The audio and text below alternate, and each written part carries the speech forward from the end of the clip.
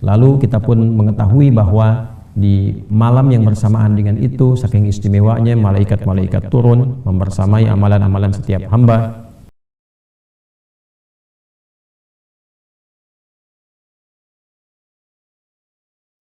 Alhamdulillahi Rabbil Alamin, wassalatu wassalamu ala Rasulillahil Karim, Nabiyyina wa Sayyidina Muhammadil Amin, wa ala alihi wa sahbihi ajma'in, wa dhurriyyatihi wa ummatihi ila yaumiddin, wa ba'd. Saudara-saudariku, dimanapun kita semua berada, semoga hari ini kita senantiasa diberikan bimbingan oleh Allah Subhanahu wa Ta'ala yang memudahkan kita menjalani seluruh aktivitas kehidupan, dan semoga kita semua dikaruniai kesehatan paripurna dan kemuliaan di sisi Allah Subhanahu wa Ta'ala. Alhamdulillah, hari ini kita telah memasuki hari ke-21 di bulan Ramadan tahun 1446 Hijrah. Setidaknya yang sekarang sedang kita jalani di Indonesia, khususnya di Indonesia bagian barat.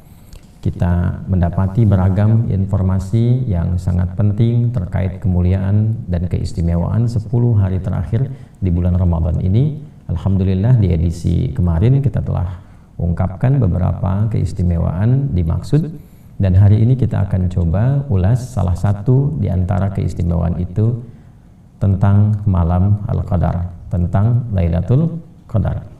Teman-teman, karena waktu kita terbatas dan tadi sempat kita penyesuaian audio untuk mengondisikan kembali kajian kita ini, mari kita fokuskan pada pembahasan tentang Lailatul Qadar, bagaimana keistimewaannya, kapan kita bisa mendapatinya, dan kiranya apa yang bisa kita lakukan ketika bersamaan dengan malam Al-Qadar dimaksud. Kita akan menjadikan kitab Sahih Al-Bukhari sebagai referensi kajian kita di kesempatan pagi hari ini waktu Indonesia bagian barat. Ada di topik ke-32 di halaman 296 bagi teman-teman yang memiliki kitab atau buku yang sama. Bismillahirrahmanirrahim. Qala al-Imam Al-Bukhari rahimahullahu taala, Imam Al-Bukhari menyampaikan Kitabu Fadli Lailatul Qadar. Topik mengenai keutamaan malam Al-Qadar. Ini saya sering ungkapkan, Imam Al-Bukhari ini sangat jenius dalam mengkodifikasikan kitab beliau ini yang disusun dari 97 tema. Nanti setiap tema diberikan subtema di bawahnya, dan itu diurutkan subtema dimaksud sesuai dengan urutan-urutan yang sangat sistematis, dari mulai pembuka mengenal sesuatu, lalu bagaimana mendapatinya, kapan, ya, seperti apa, lalu turunan-turunan yang terkait dengan amalan-amalan yang mungkin kita bisa optimalkan untuk meraih keistimewaan dimaksud. Dan nanti dibuka nanti dengan ayat Al-Quran dulu, baru kemudian hadis-hadis Nabi, keterangan-keterangan berikutnya. Nah, terkait dengan malam Al-Qadar ini tentu sudah banyak viral tentang keutamaannya, dan kita bisa masuk langsung kepada pembahasan tentang kapan waktu mendapatkannya dan bagaimana cara meraihnya. Namun demikian, di sini penting sekali untuk memberikan motivasi lebih kepada kita, sehingga secara singkat beliau menghadirkan terlebih dahulu tentang keutamaan malam Al-Qadar ini sebelum menghadirkan informasi penting mengenai pencarian waktu dimaksud. Bab Fadli Lailatul Qadar, subtopik tentang keutamaan malam Al-Qadar. Wa qala al-Imam Al-Bukhari rahimahullahu taala, Imam Al-Bukhari menyampaikan dalam kitabnya, wa qaulillahi ta'ala, adapun firman Allah Subhanahu wa taala, a'udzubillahi minasyaitonir rajim, bismillahirrahmanirrahim. Inna anzalnahu fi lailatul qadr wa ma adraka ma lailatul qadr lailatul qadri khairum min alfi syahr tanazzalul malaikatu war-ruhu fiha biidzni rabbihim min kulli amr salamun hiya hatta matla'il fajr. Surah Al-Qadar, surah ke-97 ayat 1 sampai dengan 5. Adapun mengenai surah ini, nah ini yang dimaksudkan. Ya, jadi sudah banyak orang bahkan hafal tentang surah ini, bahkan mengetahui keumuman makna yang terkait dengan surah ini yang disampaikan oleh para ulama-ulama kita tentang keutamaan malam Al-Qadar. Di dalamnya ada satu peluang mendapatkan lipat ganda pahala yang lebih daripada 1000 bulan. Jadi kalau kemudian kita sholat nilainya lebih daripada 1000 bulan, bila dikonversi 1000 bulan kurang lebih ada 80 tahun. Artinya kalau orang bertepatan sholat di malam itu, dia bisa berpotensi mendapatkan setidaknya 80 tahun nilai sholatnya tanpa henti. Demikian bacaan Al-Qur'annya, zikirnya, dan seterusnya. Lalu kita pun mengetahui bahwa di malam yang bersamaan dengan itu, saking istimewanya, malaikat-malaikat turun membersamai amalan-amalan setiap hamba. Bila beristighfar, mereka mendukung dengan memohonkan ampunan kepada Allah. Bila seorang hamba kemudian berdoa, para malaikat mengaminkan, menyertai setiap amalan sampai kemudian menjelang fajar tiba dan selesailah waktu yang sangat singkat itu. Demikian sering kita dapatkan informasi dimaksud, dan Imam Al-Bukhari membawa satu informasi dengan menekankan pada satu bagian yang berbeda. Karena itu beliau mengawali pandangan tentang ayat ini melalui pendapat yang disampaikan oleh salah satu ulama yang menjadi rujukan untuk kita semua umat Islam. Qala Ibnu Uyainah, Imam Ibnu Uyainah pernah menyampaikan, "Ma kana fil Qur'ani wa ma adraka faqad a'lamahu wa ma qala wa ma yudrika fa innahu lam yu'limhu." Nah, Imam Ibnu Uyainah radhiyallahu taala anhu rahimahullahu taala pernah menyampaikan, jika kita mendapati satu redaksi di dalam Al-Qur'an menggunakan kata wa ma adraka, maka hal tersebut adalah hal yang telah diuraikan oleh Allah dengan sangat jelas, telah diketahui kemudian disampaikan. Tapi bila kita dapati lagi sesuatu yang ditampilkan katanya dengan wa ma yudrika, ini adalah sesuatu yang Allah telah sangat mengetahuinya, namun pada umumnya belum diketahui oleh hambanya. Untuk itu dalam hal demikian, kaitan dengan malam Al-Qadar, di sini ada dua kata, dua diksi yang kita dapatkan. Satu adraka, yang kedua juga kita akan dapatkan turunan pemahaman tentang yudrik pada akhirnya.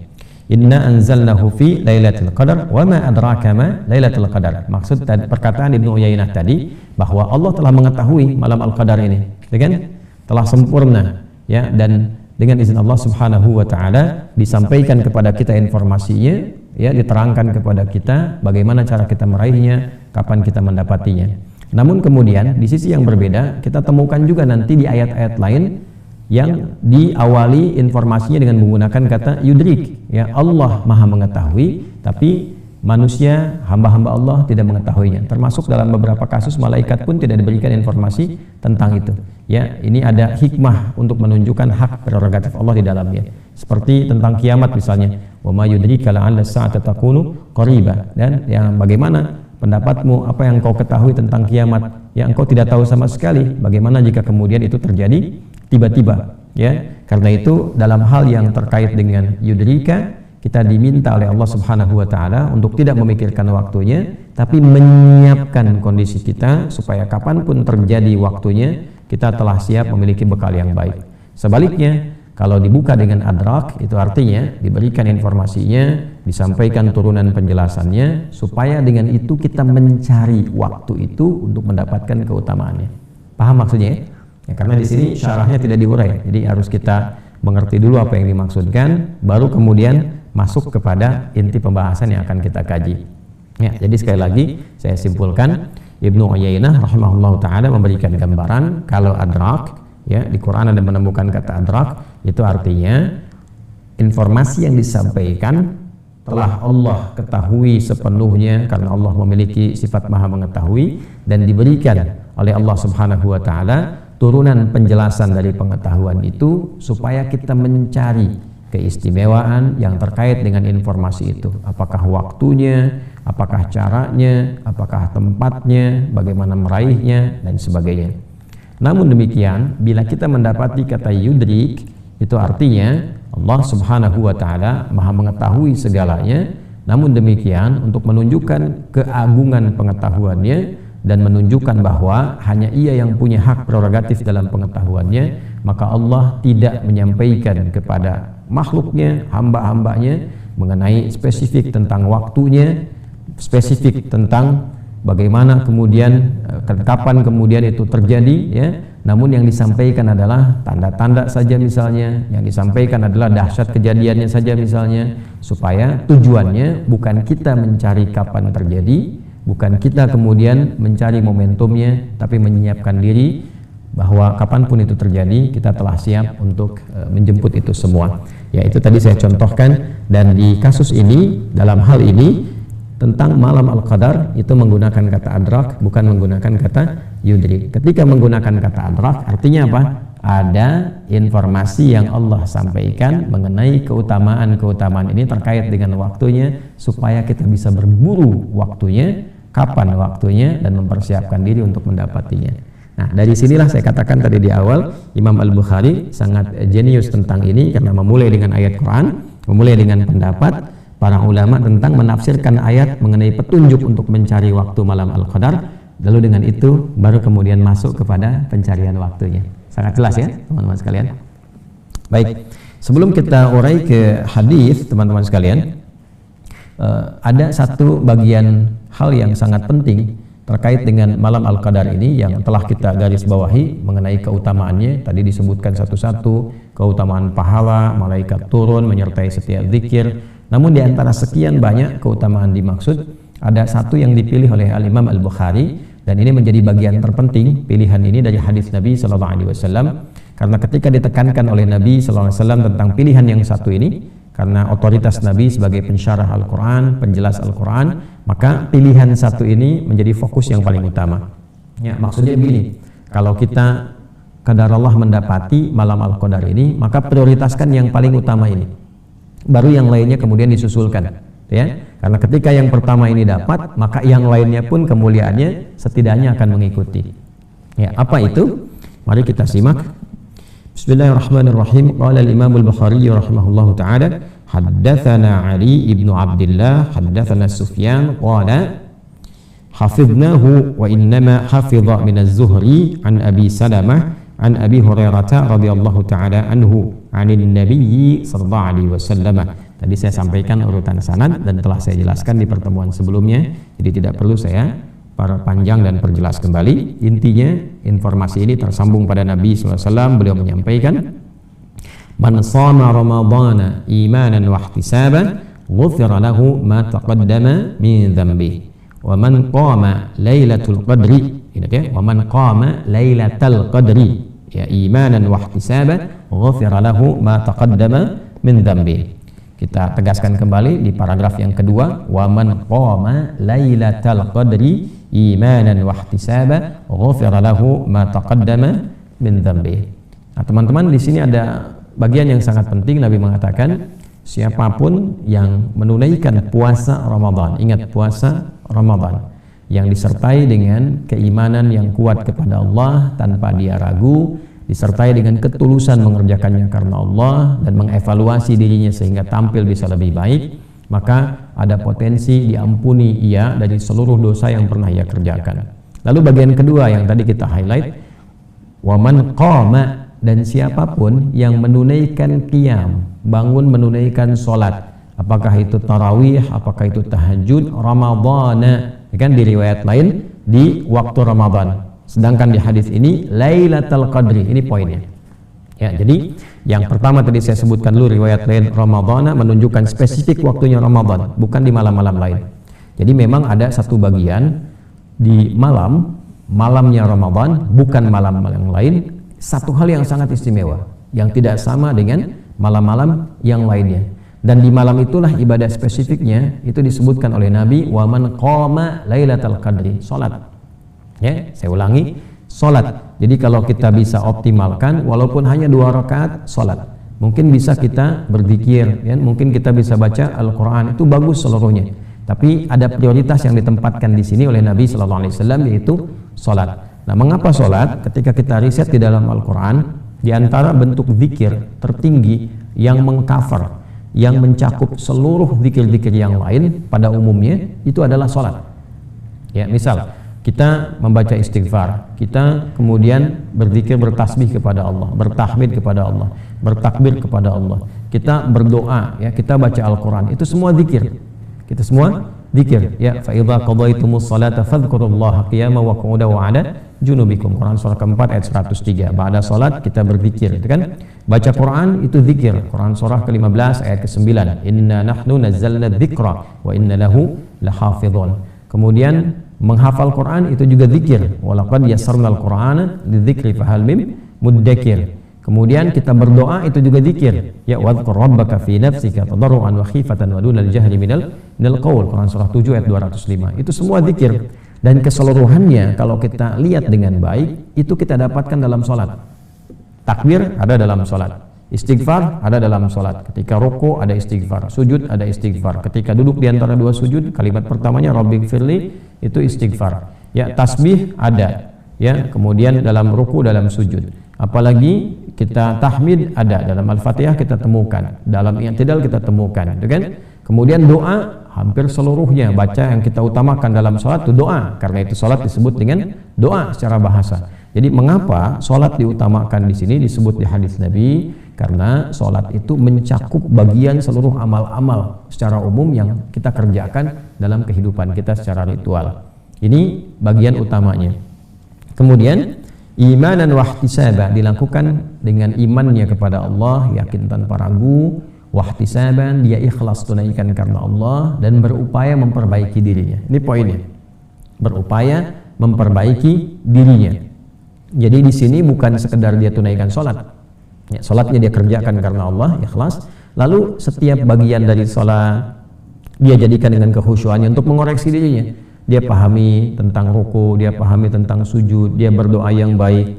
Ya, apa di antara doanya pernah ditalkinkan oleh Nabi sallallahu alaihi wasallam kepada Sayyidah Aisyah radhiyallahu taala anha. Itu kan di antara doa yang paling populer, Allahumma innaka afuwun tuhibbul afwa fa'fu anni. Ya Allah, Engkau yang sangat pemaaf, Engkau yang sangat pengampun, dan Engkau mencintai sifat-sifat pemaafan dan ampunan itu, maka dengan segala keagunganmu, dengan segala sifat-sifat mulia itu, ampuni aku, maafkan segala kesalahan-kesalahanku.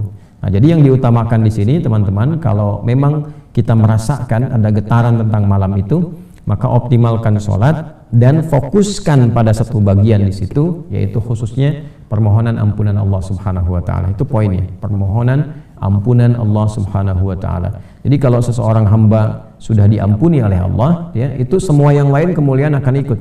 Ya, karena itu di ujungnya, di ujung hadis ini, ghufira lahu ma taqaddama min dhanbi. Man qama lailatal qadri imanan wa ihtisaban, ghufira lahu ma taqaddama min dhanbi. Siapa yang bisa bangun di malam Al-Qadar, menunaikan salat, dia tunaikan khusyuk karena Allah, karena imannya, dia berupaya mengevaluasi dirinya, maka berpotensi diampuni seluruh dosa yang pernah ia kerjakan dalam hidupnya.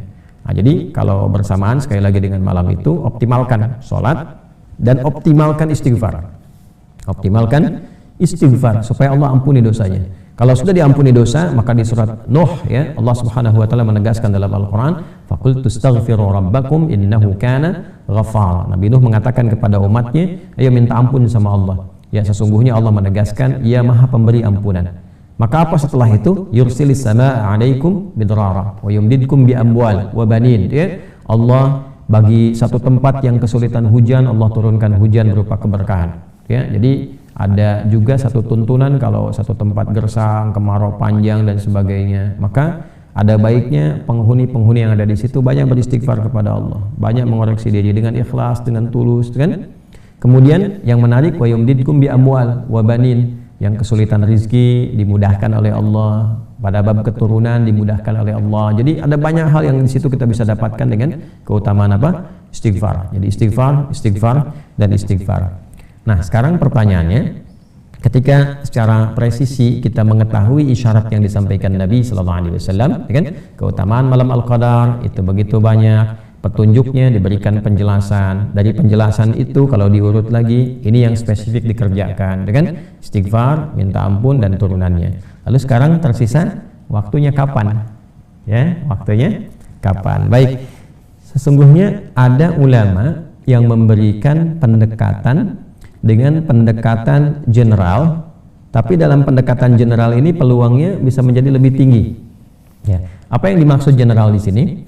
Teman-teman, kalau kita kembali ke Quran surah 97 Al-Qadar tadi, petunjuknya kan jelas menunjukkan bahwa kemuliaan Al-Qadar ini datangnya malam.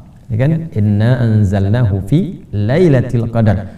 Ya, sungguh dengan keagunganku aku turunkan Al-Qur'an itu di malam yang penuh dengan kemuliaan. Jadi ketika datangnya malam, maka ada ulama yang memberikan pendapat yang sangat baik sekali untuk kita pedomani, Ya kalau ingin dapat malam Al-Qadar, setiap malam Ramadan aktif saja gitu. Apakah itu di awal Ramadan, pertengahan Ramadan, atau akhir Ramadan. Jadi peluangnya akan lebih besar ketika setiap malam aktif, walaupun bangun sholatnya 2 rakaat saja misalnya, setelah itu istirahat, kan? Apakah kemudian baca Al-Qur'annya dapat 1 ayat, lalu berjuang dengan kantuk, walaupun dapat itu setiap malam Ramadan, dia tidak tinggalkan setiap malam itu peluang mendapatkannya lebih besar. Jadi kalau ada yang bertanya, kapan bisa saya dapati malam Al-Qadar itu? Di antara pendapat ulama ada yang memberikan 1 langkah taktis, panduan yang sangat sistematis, jelas dari awal sampai akhir, ya, mengatakan bahwa udah hidupkan aja setiap malam Al-Qadarnya, karena isyaratnya malam, maka setiap malam hidupkan. Ya, karena itulah dari pendapat ini tinggal kita melihat yang tersisa, ya kan? Ada berapa malam untuk kita? Malam 21 sudah tadi kan, bagi kita orang Indonesia di sini sudah selesai.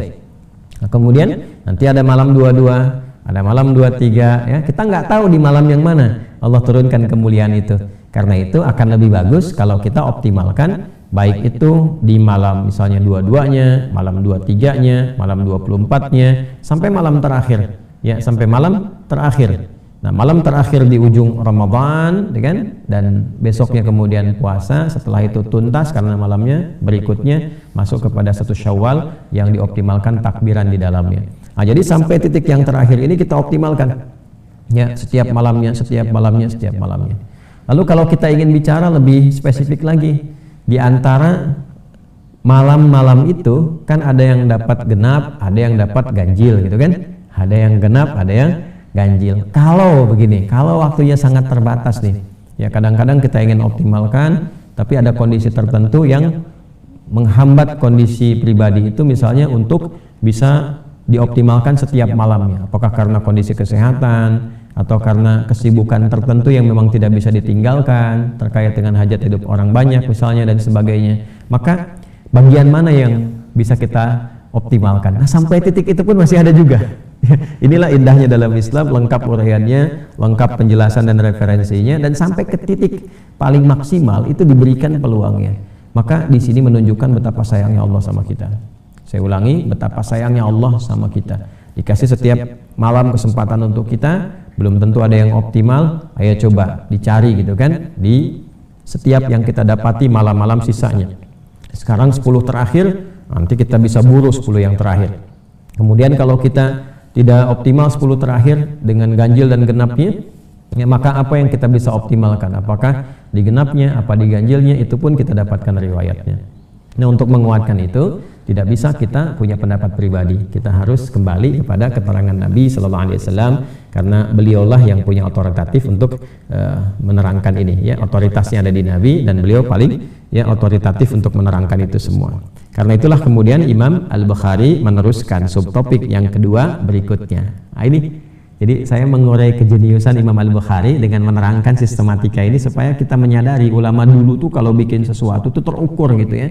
Ini menunjukkan juga jalan pikirannya itu, ya, sehat, ya, sangat sistematis, dan pasti hidupnya juga itu sangat terukur. Babul timasi Lailatul Qadri fi sab'il awakhir. Ya. Subtopik tentang meraba-raba. Nah, ya, meraba-raba malam Al-Qadar di 7 hari terakhir Ramadan. Jadi nanti babnya, ya, kalau ada kesibukan nggak sempet ini, nanti ada riwayat nih tentang 7 hari terakhir. Kan kadang-kadang di awal belum fokus kan, baru semangat dulu, tengah-tengah, ya, terjadi kemajuan, sapnya maju tuh di masjid-masjid, mulai menurun jamaah kan, karena siap-siap cari tiket, siap mudik gitu kan, dan sebagainya. Nah, maka kalau dapat pas kesempatan mudiknya di awal, langsung ada di rumah, nah, bisa ambil posisi tertentu untuk fokus dapatkan malam Al-Qadar walaupun di 7 hari sisanya. Bagaimana keterangan tentang itu? Dasarnya apa? Nah, ini bab tentang meraba-raba, bab tentang merasakan, kan? Bab untuk mencari, ya, malam Al-Qadar itu di 7 hari terakhir Ramadan. Dalilnya apa? Di sini di Al-Bukhari nomor hadis 2015. Qala al-Imam Al-Bukhari rahimahullahu taala, haddatsana Abdullah bin Yusuf akhbarana Malik an Nafi' an Ibnu Umar radhiyallahu taala anhuma. Ini riwayatnya sampai ke Ibnu Umar. Ibnu Umar itu Abdullah bin Umar, namanya Abdullah, anaknya Umar bin Khattab radhiyallahu taala anhuma. Anna rijalan min ashabin Nabi sallallahu alaihi wasallam uru Lailatul Qadri fil manam fi sab'il awakhir, ya, bahwa sekelompok sahabat Nabi sallallahu alaihi wasallam diperlihatkan oleh Allah malam Al-Qadar dalam mimpi mereka pada 7 hari terakhir Ramadan, ya, 7 hari terakhir Ramadan. Jadi nanti di akhir kita coba uraikan 7 hari itu maksudnya dari mana ngitungnya gitu kan. Faqala Rasulullah sallallahu alaihi wasallam, maka ketika itu disampaikan kepada Rasulullah sallallahu alaihi wasallam, dikomentarilah ya oleh Nabi sallallahu alaihi wasallam. Nah, ini teman-teman sekalian, hal yang sangat menarik dalam Islam itu selalu ada konfirmasi ya terkait dengan satu ibadah, kemuliaan ibadah, tuntunan ibadah, sehingga tidak membuka peluang untuk kreativitas yang muncul dari setiap orang muslim misalnya untuk menunaikan satu ibadah tertentu atau mengejar keutamaan ibadah tertentu kecuali disandarkan pada dalil. Dan dalil ini nanti sangat diberikan penjelasan yang mudah oleh para ulama, ya, baik itu langsung dari Qur'annya, dari hadisnya, atau sistematikanya, ya, kaidah-kaidahnya. Maka dari situ kita kenal nanti urutan dalil itu bisa kita akses melalui Al-Qur'annya, kemudian ada hadisnya. Lalu Quran hadis itu nggak bisa kita lihat begitu langsung simpulkan dalil, nggak bisa. Ya, ada sistematikanya, konstruksi bagaimana memahami dalil itu. Maka ada kaidah. Kaidah inilah yang disebut dengan nanti kaidah fikih. Dasarnya disebut dengan usul fikih. Usul fikih pun ada kaidahnya lagi. Ya, misal ini ada ayat-ayat, memahaminya bagaimana? Kalau apakah setiap ayat perintah itu menunjukkan perintah yang harus kemudian kita kerjakan, atau jangan-jangan ini bukan bentuknya wajib, tapi bentuknya anjuran, tapi sangat ditekankan. Atau anjuran cuma diikat dengan kondisi tertentu. Kalau kondisinya ada, itu berlaku bagi Anda. Kalau tidak ada kondisinya, maka tidak dipaksakan untuk mengerjakan itu. Nanti kita temukan itu. Atau bahkan yang pilihan sifatnya, ya, al-aslu fil amri lil wujubi hatta yadulla dalilu ala khilafi. Asal dari perintah itu wajib kecuali nanti ada dalil lain, ada penjelas lain yang menunjukkan bahwa hukum ini bukan wajib, tapi ada penekanan tapi tidak dipaksakan, ya. Seperti kalau wajib itu sholat, ya, waqimus sholat, tunaikan sholat. Tidak ada penjelasan lain yang menunjukkan bahwa sholat ini tidak wajib, itu nggak ada. Wajib hukumnya, wajib hukumnya. Dalam keadaan apa kita tunaikan? Baik berdiri, apakah kemudian duduk, nggak bisa berdiri duduk, nggak bisa duduk berbaring, baru ada turunan-turunannya, ya kan? Nah, hal lain tentang makan misalnya, itu menggunakan kata perintah. Ya ayyuhan nasu kulu mimma fil ardi halalan thayyibah. Hai semua manusia, makanlah, ya. Nah, apakah di Al-Baqarah misalnya di sini ayat 168 ini hukumnya wajib? Ya, harus makan. Kalau enggak dosa, itu kan wajib itu kalau enggak dikerjakan kan dosa, itu kan? Apakah bentuknya pilihan? Nah, mana ikatannya di sini? Oh, ternyata di ayat makan ini sifatnya menunjukkan bentuk penekanan yang kuat, bukan dalam konteks wajibnya menuntut dosa atau pahala, yang kalau makan berpahala, kalau tidak makan berdosa, ya kan? Nah, ini kan jadi masalah, ya kan? Tapi ini menjadi kebutuhan pokok bagi setiap manusia, ditekankan oleh Al-Quran, tapi sifatnya di situ ada pilihan sesuai dengan hajat kebutuhan kita. Nah, nanti babnya sangat luas sekali teman-teman sekalian. Nah, kembali ke sini yang tadi kita uraikan, bahwa dalam konteks kita melihat ini bagaimana kemudian relasi sahabat dengan penetapan Nabi sallallahu alaihi wasallam. Nah, para sahabat ini ketika mendapati keadaan demikian dikonsultasikan ke Nabi, ya Rasulullah, ini kami mimpinya sama semua nih, ya, si fulan mimpi ini, si fulan mimpi ini di waktu yang serupa gitu kan, mimpi ditampakkan, dikonsultasikan pada Nabi sallallahu alaihi wasallam untuk minta pendapat pada Nabi apakah ini benar atau tidak, apakah ini sesuai atau tidak. Nah, itulah kalau kita memahami sesuatu dalam hadis, dalam ayat, jangan langsung disimpulkan dengan pikiran kita hukumnya begini, itu nggak boleh, ya, dikembalikan. Ya, bagaimana petunjuk yang disampaikan oleh Nabi dari Al-Quran seperti apa, dari hadis bagaimana. Nah, untuk mengetahui membaca petunjuk Nabi itu nggak bisa juga kita ngakses lihat hadis langsung paham begitu, nggak bisa. Jalurnya lewat ulama, ya, karena hadis Al-Quran apalagi itu dengan talaki sifat ilmunya. Nah, talaki itu setiap generasi mendapatkan ilmu begini, mendapatkan ilmu begini, keterangannya sama semua tuh, ya, itu disebut sanad namanya, disebut sanad. Nah, ini yang terjaga. Jadi nggak bisa orang lihat hadis begini langsung disimpulkan maknanya begini, tidak. Diketahui dulu ini sebab urutnya bagaimana, kejadiannya seperti apa, ya, gambarannya kenapa menggunakan bahasa ini, petunjuknya kemana. Jadi nggak semudah kita melihat langsung kita dalilnya begini, nggak bisa begitu. Konstruksi dalil itu seperti apa? Nah, nanti ulama-ulama yang sudah matang di bidangnya ada kualifikasi, ya. Ini kalau baru mengajak dai, kalau menyampaikan mubaligh, ya. Kalau sudah paham hukum itu ada alim. Kalau sudah mengerti konstruksi fikih disebut faqih. Kalau sudah memberi fatwa, nah kalau fatwa ini dia nggak banyak dalil, menyampaikan kalimat, ya udah hukumnya begini, karena ini manusia dalil, namanya mufti. Kalau terikat dengan pelaksanaan namanya apa? Qadhi. Baik, ini penting, mohon maaf saya agak uraikan panjang di bagian ini, karena beberapa masa akan ditemukan, kadang-kadang orang berpendapat langsung dalilnya ini, dalilnya ini. Nah sementara konstruksi ulama itu nggak dibaca, bagaimana memahami dalil dimaksudkan. Ya nanti ada pelajaran-pelajaran tersendiri bagi orang-orang yang belajar di jurusan itu, pasti memahami ya apa yang kita uraikan. Kemudian apa komentar Nabi SAW ketika disampaikan tentang hal demikian? Maka faqala Rasulullah SAW, Nabi SAW kemudian menjawab, ara ru'yakum qad tawata'at fi sab'il awakhir. Ara, aku memandang, kan? Ru'yakum, mimpi kalian itu qad tawata'at fi sab'il awakhir, ya tepat telah sesuai mendapati malam Al-Qadar itu di 7 hari terakhir Ramadan. Jadi ini satu riwayat yang menunjukkan bahwa malam Al-Qadar itu pernah turun di 7 terakhir Ramadan. Jelas ya? Jadi ini satu riwayat yang menunjukkan bahwa malam Al-Qadar pernah turun di 7 malam terakhir Ramadan. Tapi bukan ingin menunjukkan bahwa waktunya spesifik di 7 terakhir itu, tidak. Pernah turun di situ, di waktu itu. Ya, maka faman kana mutaharriha falyataharraha fi sab'il awakhir. Nah, ini poinnya. Maka siapa yang berminat untuk memburu kemuliaan malam Al-Qadar itu demi mendekatkan diri kepada Allah, silahkan memburunya, mencarinya. Saya gunakan istilah memburu itu untuk menunjukkan konteks mencari dengan sungguh-sungguh yang serius. Ya, silahkan buru itu, silahkan cari itu dengan sungguh-sungguh fi sab'il awakhir, pada pekan yang terakhir, ya 7 hari terakhir di bulan Ramadan. Jadi ini dalil yang menunjukkan kalau memang belum sempat maksimal ibadah di sebelumnya, lalu ada potensi 7 hari terakhir ini kita bisa mendapatkan malam Al-Qadar, ada luangnya, manfaatkan itu. Ya, manfaatkan itu sebaik-baiknya. Ya, jadi ini dalil yang pertama tentang malam Al-Qadar berlangsung, potensinya pernah terjadi di 7 malam terakhir.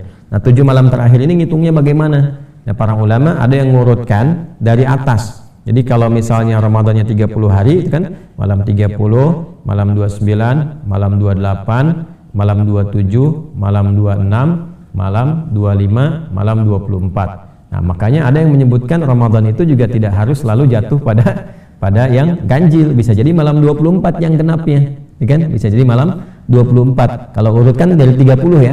Nah, kalau jumlah Ramadannya itu 29, nah, maka ketemunya tanggal 23. Maka ada ganjil, ada genap ya. Nah ini kejadiannya pada saat itu adalah 7 malam terakhir di Ramadan. Jadi 7 malam terakhir berarti diurut ya. Nanti ada yang bacanya dari 21 ya, malam 21, malam 22, malam 23, malam 24, malam 25, malam 26, malam 27. Nah, jadi ada yang baca malam 27. Ya, ini jadi diurut dari urutan ke-21 sampai ke atas, atau dari atas ditarik turun ke bawah. Ya, ada juga pendapat ini sangat familiar sekali di kalangan ulama. Tapi singkatnya Pak, singkatnya antara nih 7 dari awal sampai ke akhir. Silahkan dari malam 23 sampai ke malam akhirnya. Bisa malam 29, bisa malam ke 30, itu bisa dioptimalkan. Ya, kalau di Timur Tengah itu sangat viral. Ya, antara 23, 24, 27.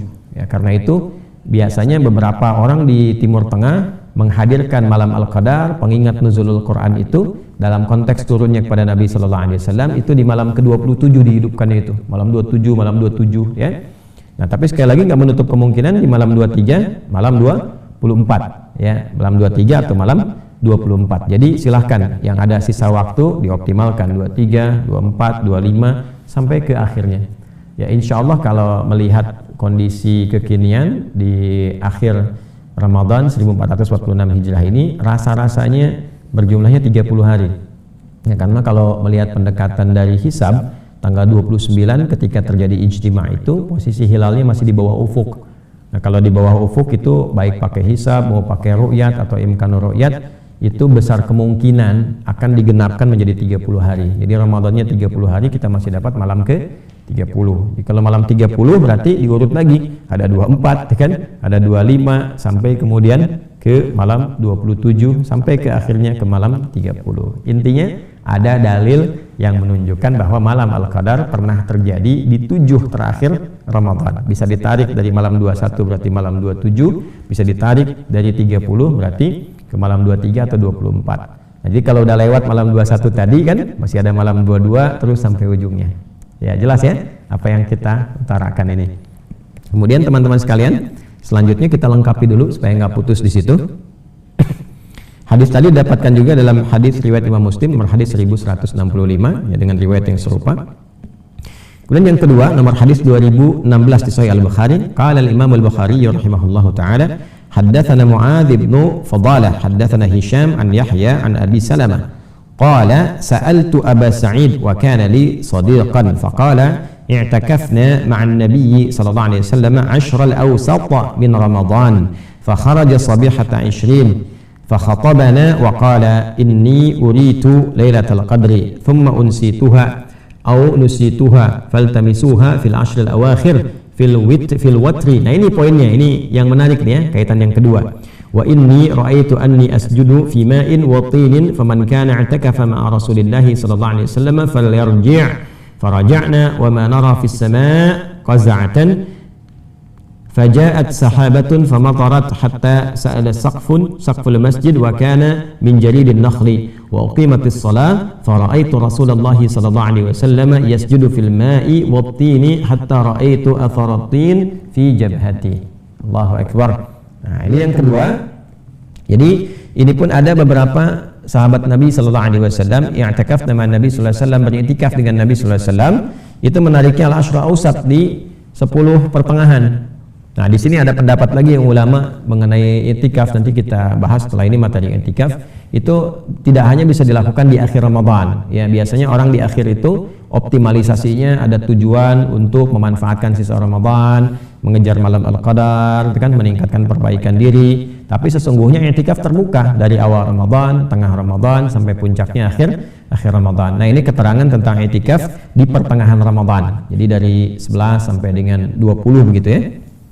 Nah kemudian fakharaja sabihata 20 fakhatabana. Jadi ketika selesai kemudian di pertengahan itu ya, dalam i'tikaf itu tiba kemudian ini disampaikan informasi dari Nabi sallallahu alaihi wasallam di ke hari ke-20 pagi ya. Nabi sallallahu alaihi wasallam kemudian menyampaikan inni uritu lailatul qadri thumma unsituha aw nusituha. Jadi aku ditampakkan dalam mimpi itu datangnya malam Al-Qadar ya, tapi Allah Subhanahu wa taala memberikan lupa ya tentang waktunya.